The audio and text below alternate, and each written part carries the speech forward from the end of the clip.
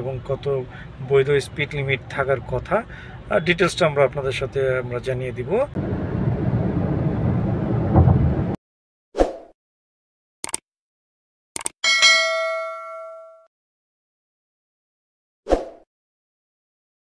আসসালামু আলাইকুম দর্শক মণ্ডলী, কেমন আছেন? অনেক দিন পরে আমি আবার আপনাদের মাঝে আসছি, যদিও বা কাজের ব্যস্ততায় আমাদেরকে অনেক সময় ব্যয় করতে হচ্ছে। কারণ আমাদের আগে প্রথমত আমরা চাকরি করি, চাকরি ফাঁকে ফাঁকে আমাদের যখন সুযোগ হয় তখনই আমরা চেষ্টা করি আপনাদের জন্য বিনোদনের জন্য কিছু নতুন নতুন ভিডিও নিয়ে আসার জন্য। তো আজকে আমরা মূলত এক্সপ্রেসওয়েতে উঠব। এক্সপ্রেসওয়ের আমরা 7 রাস্তা থেকে এক্সপ্রেসওয়েতে উঠে আমরা এয়ারপোর্ট পর্যন্ত আসব। কত মিনিট সময় নেয় সেটা আমি আপনাদেরকে জানাবো।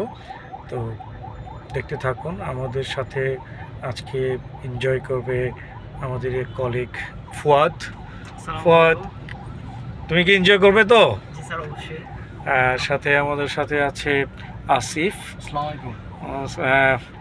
তো ঠিক আছে, আমরা দেখি আজকে আমাদের কতটুকু সময় নেয়।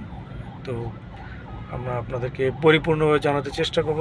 আমাদের 7 রাস্তা থেকে এক্সপ্রেসওয়েতে করে এয়ারপোর্ট পর্যন্ত টোটাল কত মিনিট আমরা সময় নিয়েছে এবং স্পিড লিমিট কত আমরা ব্যবহার করেছি এবং কত বৈধ স্পিড লিমিট থাকার কথা ডিটেলসটা আমরা আপনাদের সাথে জানিয়ে দিব।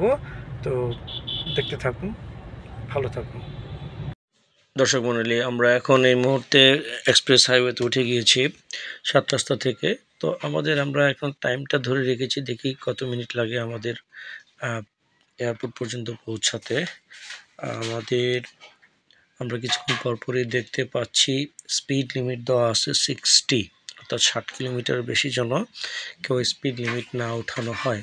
আসলে ওই প্রতিটা গাড়ি, ট্রাক যারা ঢুকতেছে, ট্রাকদেরকেও আমি দেখেছি যে অলমোস্ট 100-র উপরে লিমিট নিয়ে ওনারা গাড়ি চালাচ্ছেন এবং কোনো ঝুঁকি ঝামেলা কোনো কিছু নেই। তো আমরাও তখন আমাদের ড্রাইভার 80 পর্যন্ত ওঠানোর পর আমরা বললাম যে 80 ওঠানোর প্রয়োজন নেই, আমরা দিতেও লিমিট আছে 60, তো 60-র মধ্যে আমরা চালাই। কিন্তু এখন দেখলাম যে 60-তে যদি আমরা চালাই, আমার আশেপাশের গাড়িগুলো আমাদেরকে ওইভাবে মূল্যায়ন করছে না বা চলে যাচ্ছে। দ্যাটস ওয়াই আমাদের কী করতে হচ্ছে, বাধ্য হয়ে আবার আমাদের সেই লিমিটটাকে বাড়াতে হয়েছে। তো চমৎকার, এক্সপ্রেসওয়ের অভিজ্ঞতা খুবই ভালো। কোনো মনে হচ্ছে যে আমরা সত্যিকার অর্থে যে একটা বিমানের যে ছোঁয়া সেটা আমরা পাচ্ছিলাম। কোনো ভাইব্রেশন নেই, কোনো ঝাঁকি নেই এবং খুব স্মুথলি আমরা চলতে পারতেছিলাম। তো খুব ভালো লাগলো। আরেকটা জিনিস হচ্ছে যে আমরা ঢাকার আশেপাশে যে বিল্ডিংগুলো আছে সেই সমস্ত বিল্ডিংগুলো আমরা দেখতেছিলাম, খুব চমৎকার দেখাচ্ছিল। বা আমরা যখন যাচ্ছি আমাদের আশেপাশে সবগুলো বিল্ডিং এমন সুন্দরভাবে দাঁড়িয়েছিল এবং আমরা ওইভাবেই যাচ্ছিলাম। তো মনে হচ্ছে যে আসলে আমরা ঢাকার ঠিক অন্যরূপ একটা ঢাকার মধ্যেই আমরা অবস্থান করছি। তো সত্যিকার অর্থে এটা না দেখলে বোঝা যাবে না। তো আমার কাছে ফিলিংসটা খুব ভালো ছিল। আমরা যখন এক্সপ্রেসওয়েতে আমরা যাচ্ছি, তো ডান পাশে আমাদের আর্মি স্টেডিয়াম, তারপরে বাম পাশে হচ্ছে সেনাবাহিনীর এরিয়া, ঢাকা ক্যান্টনমেন্ট। তারপরে আমরা এইভাবে আস্তে আস্তে এগিয়ে চলছি এবং খুব দ্রুততার সাথে চলছি। যদিও কিছুক্ষণ পরপর আমাদেরকে অ্যালার্ট করে দিচ্ছে যে স্পিড লিমিট হচ্ছে 60 কিলোমিটার। পরবর্তীতে যাই হোক, আমরা এখন ডান পাশে আমাদের যে সেনাবাহিনীর যে অফিসার্স কোয়ার্টার সেটা আমরা ক্রস করলাম। ক্রস করার পরে আমরা এখন দেখতে পাচ্ছি আমাদের সামনে হচ্ছে হোটেল রেডিসনের পাশে আবার আর্ম ফোর্সেস মেডিকেল, তারপরে হচ্ছে কুর্মিটোলা জেনারেল হসপিটাল। আমরা এখন ঠিক এই মুহূর্তটায় আমরা পার হচ্ছি, হোটেল রেডিসনের ঠিক পাশ দিয়ে আমরা চলে যাচ্ছি এবং আমাদের নিচে এই মুহূর্তে ঢাকা ইন্টারন্যাশনাল রেল স্টেশন, যেটা আমরা এখান থেকে মৈত্রী এক্সপ্রেস এবং ছেড়ে যাই এখান থেকে। তো আমাদের এই মুহূর্তে আমরা এখন ক্রস করছি গলফ ক্লাব, ঠিক আমাদের বাম পাশেই কিন্তু গলফ ক্লাবটা আমরা দেখতে পাচ্ছি। আর চমৎকার, খুব চমৎকার গতিতে আমরা যাচ্ছি, কোনো নির্ঝঞ্ঝাটভাবে এবং কোনো আহ, ঝামেলাবিহীন কোনো যানজট কোনো কিছুই আমাদের মধ্যে আমরা পাচ্ছি না এবং খুব স্মুথলি আমরা চলে যাচ্ছি। ইতিমধ্যে আমরা 4 মিনিটের মতো আমাদের সময় নিয়েছে আসতে। তো এটা একটা অকল্পনীয় একটি বিষয় যে এত অল্প সময়ের মধ্যে আমরা এখন চলে আসলাম, ঠিক নিকুঞ্জটা আমরা পার হচ্ছি। নিকুঞ্জ ওভারটেক করে আমরা এখন চলে যাচ্ছি। আমাদের বাম পাশে দেখতে পাচ্ছেন আমাদের খিলক্ষেতের যে ওভার কি বলে যে ওভারব্রিজগুলো আপনারা দেখতে পাচ্ছেন, আমরা ওইটা ক্রস করছি এবং আমরা দেখতে পাচ্ছি বাংলাদেশ বিমানের একটি 787 খুব সম্ভব একটি বিমান আমাদের পাশে দিয়ে উড়ে যাচ্ছে। আর এই ঠিক এখন আমাদের সময় এখন 5 মিনিটও হয়নি, আমরা কিন্তু ইতোমধ্যে প্রায় খিলক্ষেতের কাছাকাছি চলে আসছি। এখন আমরা খিলক্ষেতের ঠিক এখন যে সামনে হোটেল রিজেন্সি দেখা যাচ্ছে, রিজেন্সিটা আমরা এখনই ক্রস করে ফেলবো। আর সামনে আবার হচ্ছে হোটেল তারপরে জাস্ট এখন আমরা রিজেন্সি পার হয়ে যাচ্ছি। পার হয়ে এখন আমরা উত্তরার ঠিক খিলক্ষেতের যে নিকুঞ্জগুলো আমরা দেখতে পাচ্ছেন পার হচ্ছি আমরা। খুব চমৎকার বিল্ডিংগুলো দাঁড়িয়ে আছে দেখা যাচ্ছে, খুব সুন্দরভাবে দেখা যাচ্ছে। আমরা এখনই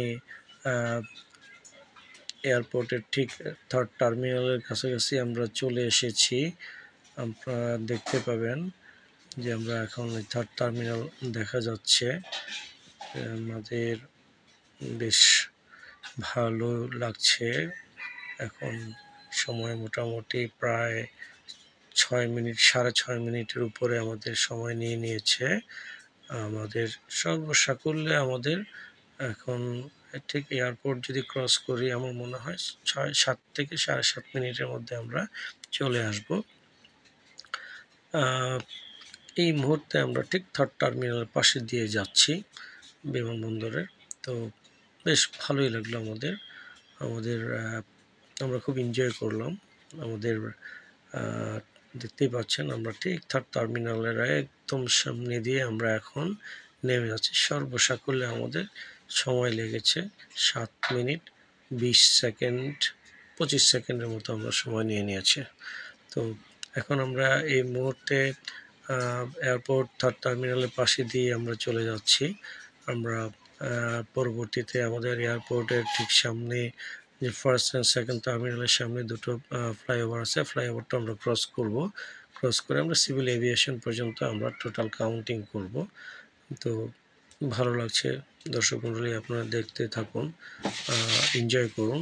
অবশ্যই আপনারা যাবেন, ব্যবহার করবেন এলিভেটেড এক্সপ্রেসওয়ে এবং এর সৌন্দর্য, ঢাকার সৌন্দর্য, বিল্ডিংয়ের সৌন্দর্য সব কিছু উপভোগ করতে থাকুন, দেখতে থাকুন, ভালো লাগবে এবং আশা করি আপনারা আরেকজনকেও আপনারা উদ্বুদ্ধ করবেন যেন এই এলিভেটেড এক্সপ্রেসওয়ে ব্যবহার করে। আমরা কিন্তু এখন র্যাপিড ট্রানজিট এক্সপ্রেসওয়েটা আমরা এখন উঠে গেছি। আপনারা দেখতে পাচ্ছেন এখন airport 1st and 2nd terminal যে পুরাতন যে টার্মিনালগুলো, এবং আমরা এই মুহূর্তে ঠিক আমরা পার করছি আমাদের বাম পাশে সিভিল এভিয়েশনের অফিস এবং যে একটা প্রস্তাবিত হোটেল আছে, হোটেল আমরা এখন এই মুহূর্তে ক্রস করতেছি। তো বেশ ভালো লাগলো। আপনাদের আমরা কতটুকু ভালো দিতে পারলাম, বুঝাতে পারলাম আমি জানি না, অবশ্যই কমেন্টস করবেন। আরেকটি কথা, আপনারা যত্রতত্র কোথাও পলিথিন ব্যবহার করবেন না, পলিথিন ফেলবেন না, পরিবেশ নষ্ট করবেন না। সবার কাছে আমার একটাই আকুল আবেদন, আপনারা পরিবেশ রক্ষায় অবশ্যই সচেতন হবেন। ভালো থাকুন। আসসালামু আলাইকুম ওয়া রাহমাতুল্লাহ।